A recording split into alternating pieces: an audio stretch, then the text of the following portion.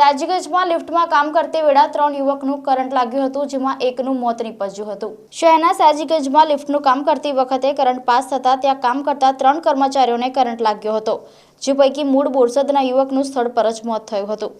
આ બનાવ અંગે સયાજીગંજ પોલીસ મથકમાં ફરિયાદ નોંધવામાં આવી હતી। પોલીસે અકસ્માતે મોતનો ગુનો દાખલ કરી આગળની કાર્યવાહી હાથ ધરી છે। આ અંગે પ્રાપ્ત થયેલી જાણકારી અનુસાર મૂળ બોરસદના 19 વર્ષીય મોહમ્મદ સાહિલ ઝાકીર અલી સૈયદ 1 વર્ષથી જેડી એન્જિનિયરિંગ કંપનીમાં ફરજ બજાવી રહ્યો હતો। તે સયાજીગંજની એપેક્સ હોટલની ઉપર લિફ્ટના કામ અર્થે ગયો હતો। દરમિયાન તેને તેમજ તેના 2 મિત્રોને કરંટ લાગતા તે બેભાન થઈ ગયા હતા। બનાવ અંગે કંપનીના માલિકને જાણ થતાં તેઓ તાત્કાલિક તેઓને રિક્ષામાં સયાજી હોસ્પિટલમાં લઈ આવ્યા હતા, જ્યાં મોહમ્મદ સાહિલ સૈયદને મૃત જાહેર કર્યો હતો, જ્યારે અન્ય 2 યુવાનોને સયાજી હોસ્પિટલમાં સારવાર આપવામાં આવી રહી છે। અત્રે ઉલ્લેખનીય છે કે કરંટ લાગતા જીવ ગુમાવનારા સાહિલની 6 માસ પહેલા જ સગાઈ થઈ હતી। આ બનાવની જાણ થતાં દોડી આવેલા પરિવારજનોના હૈયાફાટ રુદનથી વાતાવરણમાં ગમગીની છવાઈ હતી। એપેક્સ હોટલ છે સયાજીગંજમાં, ત્યાં અમે લિફ્ટનું કામ કરતા હતા। ત્યાં ઘટના બની છે કે મેં અને મારો આ બીજો માણસ છે, અમે લિફ્ટમાં કામ કરતા હતા। આ ભાઈ બહાર ઊભા હતા અને અમે ફિટિંગ જ કરતા હતા વસ્તુ, પેલી જે એસએસની હતી ને એ ટાઈમે કરંટ મને લાગ્યો, આ ભાઈને લાગ્યો અને પેલા સાહિલ કરીને છોકરો છે એને લાગ્યો। સાહિલ કરીને છોકરો લિફ્ટના ખાડામાં ઉતરતો, 4 થી 4.5 ફૂટનો હતો। એ લિફ્ટનું કેબિન પકડીને નીચે સામાન લેવા ઉતરતો હતો। એ ટાઈમે મને લાગ્યો કરંટ, તો અમે 2 જણ એકદમ જ આમ ફેંકાયા, હાથમાંથી છૂટી જ ગયું પેલું વસ્તુ।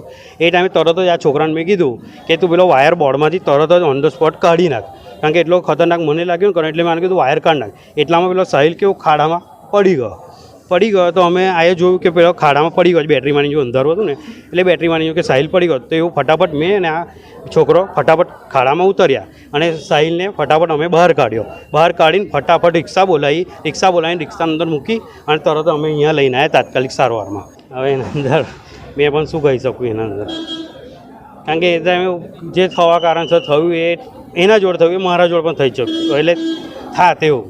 હવે હોટલનું તો અમે ના કહી શકીએ, કારણ કે કામ અમે લિફ્ટનું અમારું કરતા હતા એટલા માટે। સાહિલ જે એક્સપાયર થયા છે, મારા જમાઈ થાય છે, મારા હારા છે, એમના જમાઈ થાય છે, મારા બી જમાઈ થાય। આ ભાઈ એવું કહે છે કે કરંટ લાગ્યા છે, નો પ્રોબ્લેમ, કરંટ લાગ્યા તો ભાઈ નીચે કરંટ લાગ્યા તો એના માથામાં આટલા બધા બ્લડ કમ નીકળ્યા, એના આખું માથું ફાટી ગયું। માથામાં ક્યારે ફાટે જો માણસ હાઈટ પરથી પડે।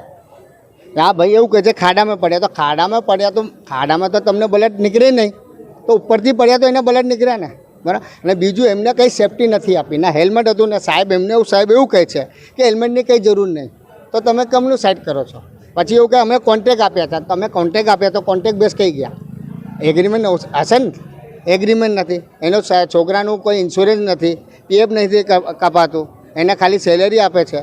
તો મારું કહેવાનું એક જ મતલબ છે, છોકરાને ન્યાય મળવો જોઈએ, સાહિલને ન્યાય મળવા જોઈએ, પૂરો ન્યાય મળવા જોઈએ, અને અમને ન્યાય જોઈએ છે, નહીં તો હું આગળ સુધી જઈશ। કઈ કંપનીમાં કામ કરે? કંપનીનું નામ બોલો? JD engineering. પ્રાઇવેટ લિમિટેડ છે કે લિમિટેડ? ખાલી પ્રાઇવેટ, એને કંઈ કશું જ છે જ નહીં। માલિકનું નામ શું? અલ્પેશભાઈ ચાવડા। એમને જોડે કશું નહીં, કલ્પેશભાઈ ચાવડા। તમારી શું માંગ?